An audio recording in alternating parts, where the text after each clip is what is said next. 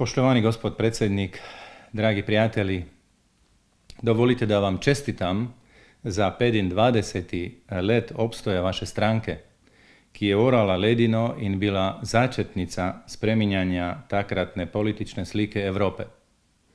Naše države so v tistem obdobju začele svojo pot demokratizacije in jo sledijo še dan danes.